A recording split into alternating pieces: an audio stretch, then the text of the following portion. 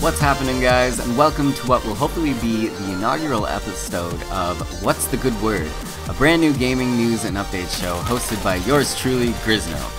I wanted to start this series for two reasons, the first being so that I can relay some news stories from around the gaming industry that I find interesting to you guys, as well as just being a way to keep myself in the loop as to what's going on in and around the gaming/YouTube world.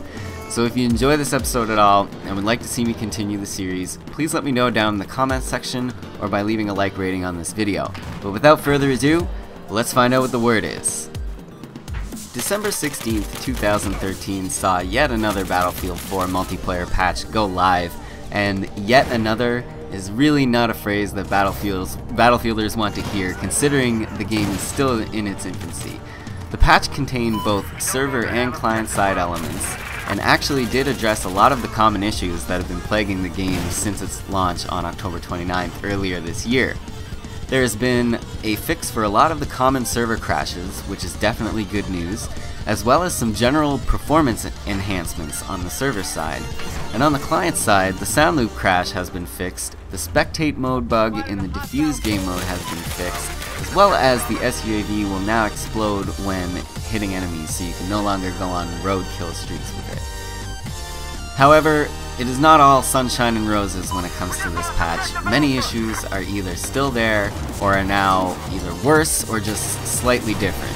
For example, the bug where players would get stuck in the revive screen was said to be fixed with this patch, but now the revive or deploy overlay continues to display on the screen after a revive, so it is definitely not fixed. It's still there, it's just different. Even more notable is the mention of a fix for the so-called netcode or kill trading issue. The patch notes clearly state that they have addressed the so-called kill trading. The notes say this refers to when two players fire at each other and seemingly both die at the same time. The window of time where a bullet could do damage from an already dead player is now calculated as intended, decreasing the time frame when players with high latency could get a kill, even though they should be dead according to the server. But this is definitely not fixed. People are continuing to experience the issue, perhaps even worse than before, and it is simply not fixed. It is still a very common issue, so we will have to continue to hold our breath on that one. But now on to other news from around the gaming world. The DayZ Standalone was released yesterday on Steam Early Access in alpha form, and it managed to garner 88,000 players in just 12 hours following its release.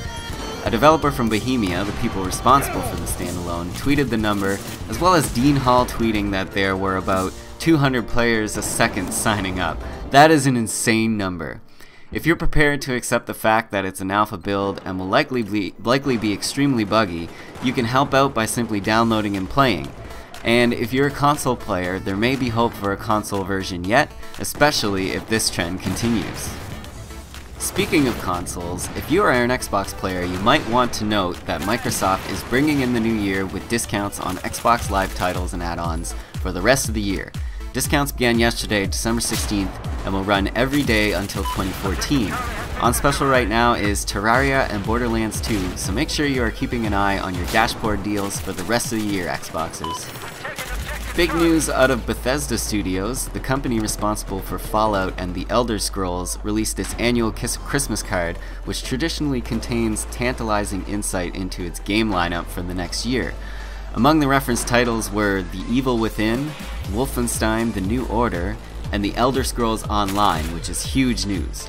But unfortunately for me and others like me, Fallout 4 was not referenced on the card, so it does not look like Fallout 4 will be happening in 2014. However, if you didn't already know, Fallout 4 has been confirmed as being real and set in Massachusetts.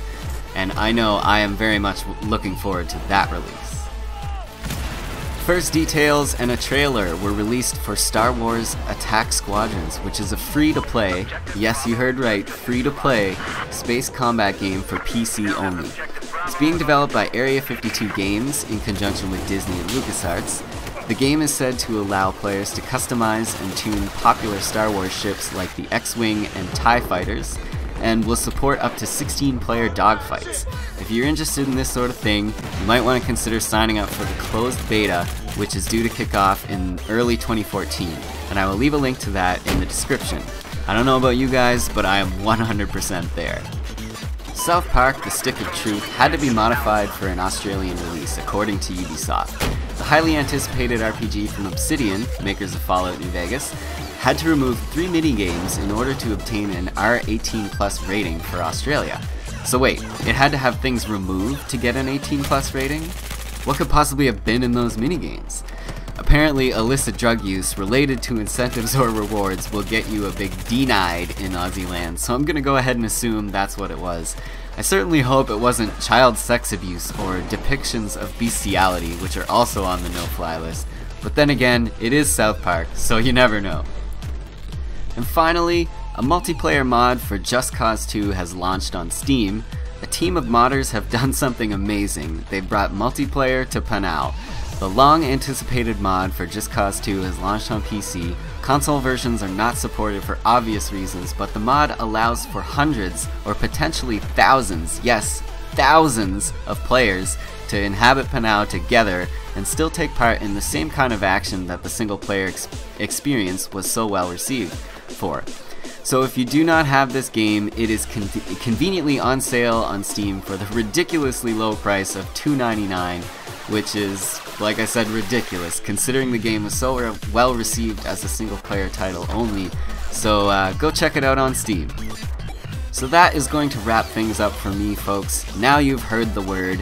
If you enjoyed this video and like to see me continue this series, please let me know by leaving a comment or a like rating. Constructive feedback is always welcome on a new series, so let me know if there's anything I can improve on, and I'll definitely take it into consideration for future episodes. Anything at all. I'll do my best to tailor the show to your desires, so make your voices heard down in the comments. And I'd like to thank you very much for watching, guys. If you're new around here, don't forget to subscribe for future videos. My name is Grisno. See ya!